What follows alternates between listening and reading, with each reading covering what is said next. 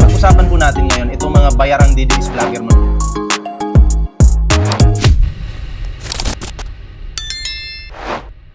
Hindi pa po nakakapag-like, share, subscribe. Mag-like na po kayo, mag-subscribe. May TikTok, may Facebook po tayo. Ayan libre pong mag-subscribe. Ayan. Okay, so eto na po, no? Bigyan po natin ng reaksyon itong sasabihin po ni Remulla. Bigyan natin ng magbigay tayo ng opinion, mga pre. Panoorin po natin. Mga kaibigan ko yan, Christian, ha? Hindi iba sa akin yung mga yan. Nakasama ko yan, yung mga yan, one time or another sa buhay ko. Pero sa akin, trabaho ko to eh. Hiningi ko tong trabaho to. Pero bilib ako dito kay Remulla, no? Kasi pag trabaho, pag kaibigan. Ganun lang naman talaga, di ba? Kumbaga, wala pong personalan. Tunis Salinas, shoutout po Okay. Wala pong personalan, mga pre. So, dyan tayo humahanga kay Remulla, 'di ba? Parang si Pangulong Bongbong Marcos lang din, 'di ba? Trabaho talaga, walang kaibigan 'yan. Ganun lang dapat, 'di ba? Kung sino mang masagasaan diyan ay maghanda-handa na po kayo. Ha? Maghanda-handa na po kayo kasi mukhang nangangamoy Alam niyo na 'yon, yung boysin. Di ba? Tuloy. Kaya gagawin ko trabaho ko. Yun yung maganda. Gagawin niya yung trabaho niya. Walang patumpik-tumpik pa. Walang sisintuhin. Basta trabaho niya, gagawin niya. Kahit si Kulaong ka pa. Ay, Kulaong tuloy. Kahit si Jingo Estrada ka pa. Kahit si Bong Revilla ka pa. Kahit si Agimat ka pa. Makatikim ka talaga ng kulungan kung ikaw ay sangkot sa mga kalukuhan. Ha? O mga pagnanakaw na yan, naku, nakulong na yung iba, babalik na naman sa kulungan. Ang sakit no, nakulong ka na, nakatingin ka na ng kulungan, dapat nagbago ka na. Katulad kay Lito Lapid, tahimik lang. Ewan ko lang kung may ginagawa, no?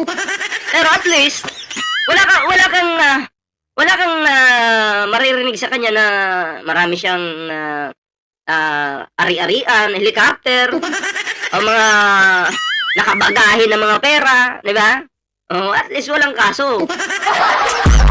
Pero itong mga senador na to, ng kakapal ng mga pagmumuka, hindi pa natuto. Di ba? Edi good luck sa inyo. Tuloy. Opo, linawin ko lang sir, para doon sa mga nag-aanap ng resulta. Kakasuhan nyo na soon sina Bong Revilla, Jingo Estrada, Nancy Binay, at saka si Joel Villanueva. Tama po ba?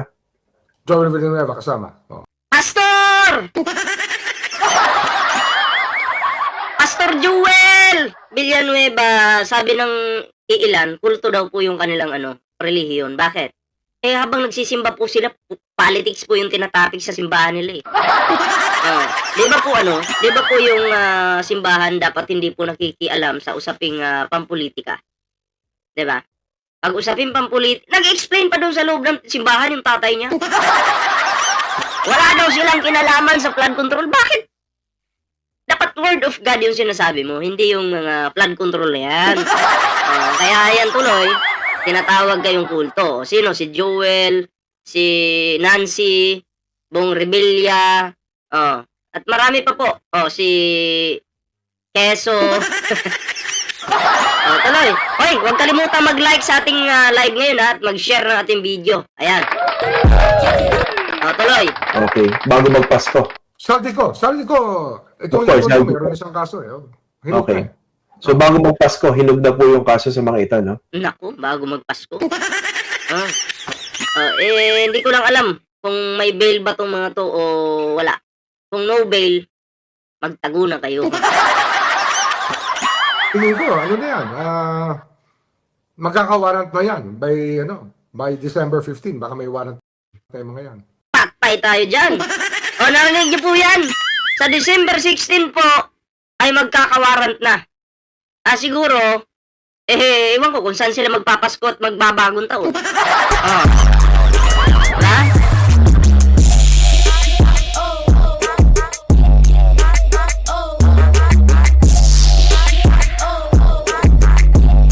Ay, shoutout po kay kay Jocelyn Cleto.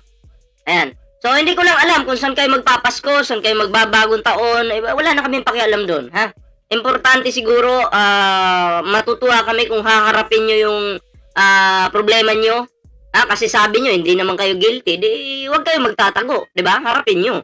Kasi ang pagtatago sa iyong, yung inaakusa sa'yo, sign of guilt yan. Di ba? So, harapin nyo. Jinggoy, hi! Namiss mo yung kulungan? Sa kulungan magpapasko, pero sabi ni PBBM, walang Pasko. Ha? Hindi papayagang magpasko yung mga taong yan. Di ba? Siguro doon lang sila abutan ng Pasko, pero hindi papayagang magpasko. Di ba? December 16. So pag Pag ganun, tama yung calendar namin. okay. Kung ganun po, ano yung likelihood na maa-aresto ito mga ito bago magpasko? Eh, wag na sila magtatago, pero Huwag na sila magtago. Huwag lang sila magtatago, ha? Yan po yung babala sa inyo ni Rimulya. Bawal magtago. Ha? Harap-harap din pag may time. Ang tapang nyo sa, sa Senado, yung maggigisa kayo, may gigisahin kayo doon. Di ba? Lalo na si Bato, nagtatago na rin yun. Sabi ni Bato, I will pin you down, man! Huwag mo akong aanuhin! Huwag mo akong aanuhin! I will pin you down!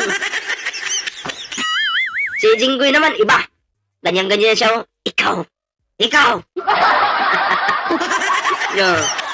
Sino pa ba? Sino pa ba yung gagayahin natin? Joel Villanueva, ganito yan. Kaluluwa ng bayan natin ang pinapalitan, Mr. President!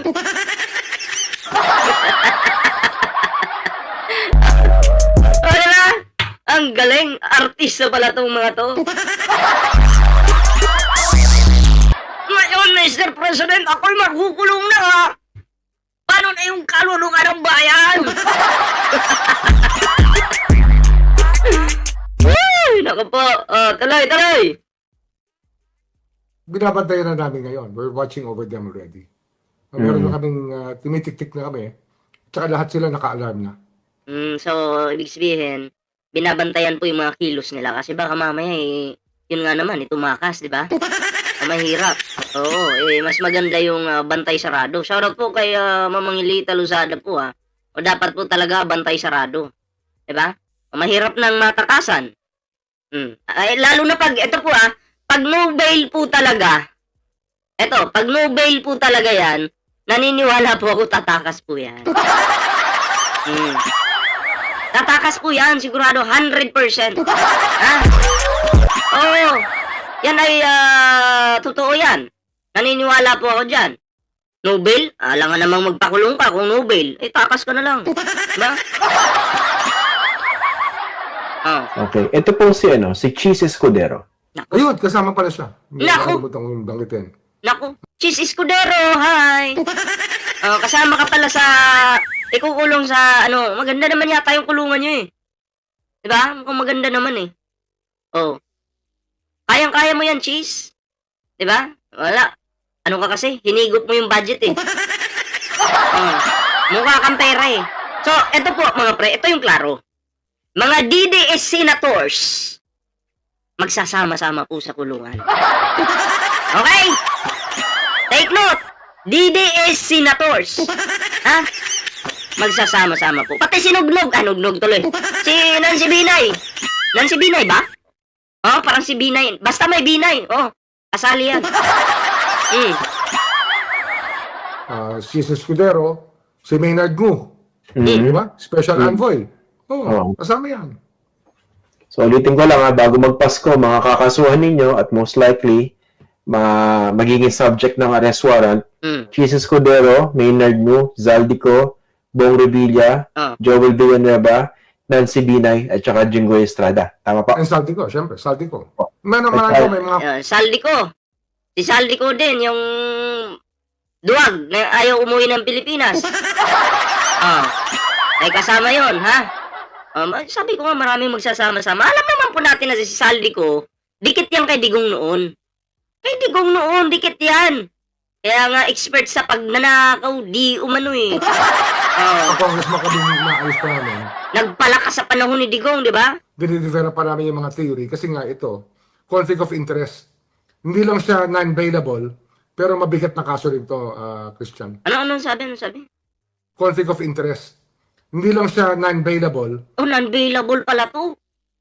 Patay tayo dyan. Hulaan ko. Lahat yung mga yan, kanya-kanyang tago yan. Pero mabigat na. Wala na kayong makikitang DDS senators sa Senado. Magkanya-kanyang tago yan. So, eto.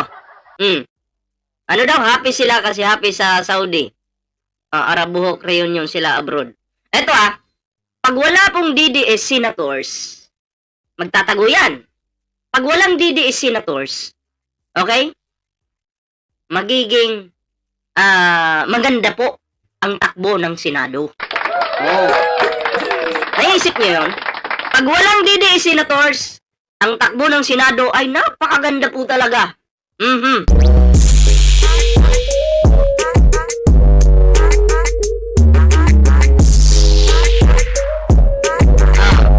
Diba? Masaya po ba kayo? Press 1 nga sa nasisihan. O si Bato magtatago na. Ang matitira lang naman dyan si Marcoleta, pero parang sabit din yata si Marcoleta. Oo. Dahil doon sa tanim witness di umano niya. Naku, halos lahat. Imagine, halos lahat ng DDS na senador makakatanggap ng warrant of arrest, no bail pa. Oh, ano na yan? Ang sarap pakinggan. Ang sarap pakinggan pag ganun. Matutuwa po tayo. Patay ang Digong dito. Lalong di makalabas si Rodrigo Roa Duterte, naghirap na sa kulungan. Ay, atuloy. Kaso rin to, Christian. Kasi pag hanapan namin ng malversation yan, non-bailable din. Mga kaibigan ko yan, Christian. Ayan yun lang naman yung video, pero masaya po tayo. Ayan, bago po tayo mag-move sa next topic, okay, masaya po tayo dahil, talaga, aabutan na po sila ng warrant of arrest. Diba?